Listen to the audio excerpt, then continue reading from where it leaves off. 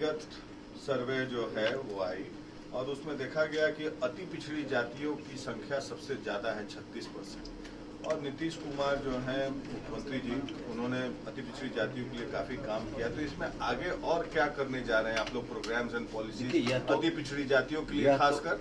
यह तो सरकार को करना है। और हम जो जाति आधारित गणना बिहार में हुई, उसके लिए हम बिहार की जो महागठबंधन की सरकार है उसको हम बधाई देते, इसलिए कि सारी बाधाओं को दूर करते हुए सारे षड्यंत्र जो जाति आधारित गणना को रोकने के लिए केंद्र की सरकार ने और भारतीय जनता पार्टी ने जो षड्यंत्र किया, उन सारी बाधाओं को दूर करते हुए सरकार ने बिहार में जाति आधारित गणना करा ली।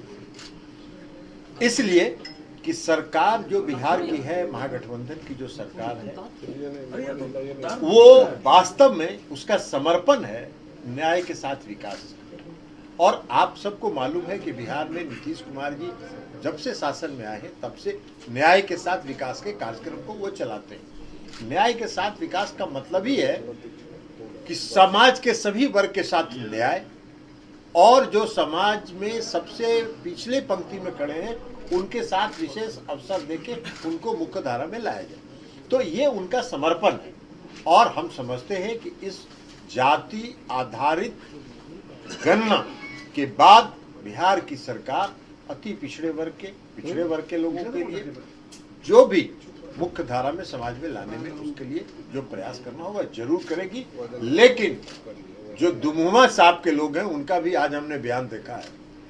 माननीय श्री सुशील कुमार मोदी जी जो छपास रोग से ग्रस्त रहते हैं, उनका भी बयान हमने देखा है। वो कह रहे थे कि तो हम ही लोग थे सरकार में तब न हुआ। अरे पूरा बिहार जान रहा है कि प्रधानमंत्री से प्रतिनिधि मंडल मिलने में 1 महीने का विलंब हुआ क्योंकि आप उसमें शामिल ही नहीं होना चाहते थे। और जब बिहार के मुख्यमंत्री ने तय कर दिया कि अब कोई आए चाहे नहीं आए हम तो करेंगे ही, तब आप मजबूरी में आए। लेकिन उसको रोकने के लिए जो हाई कोर्ट में और सुप्रीम कोर्ट में आपने षड्यंत्र किया, आत्मचिंतन करिए, जरा अपने गिरेबान में झांक के देखिए। अति पिछड़े वर्ग के लोगों के और पिछड़े वर्ग के लोगों के सामने भारतीय जनता पार्टी का चेहरा उजागर हो चुका है, वो बेनकाब हो चुका है। सर, अब दूसरे स्टेट पत्रकारों को घर सुबह से रेड चल रहे हैं, लैपटॉप और हम लोग तो लगातार कर रहे हैं।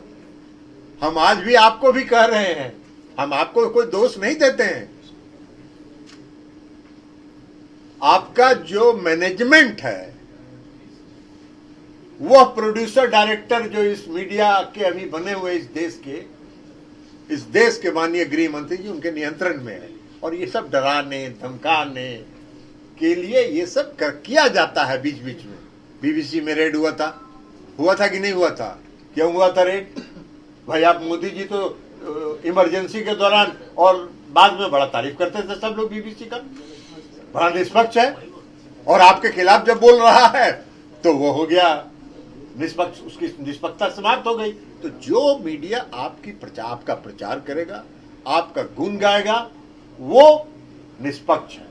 और जो आपका प्रचार नहीं करेगा, आपकी आलोचना करेगा, उसके यहाँ छापा मरवाइएगा, सीबीआई का, ईडी का, इनकम टैक्स का, और उसको भयभीत करने का प्रयास करिएगा। यह भी भयभीत करने का एक प्रयास है। ये प्रयास सफल नहीं होगा।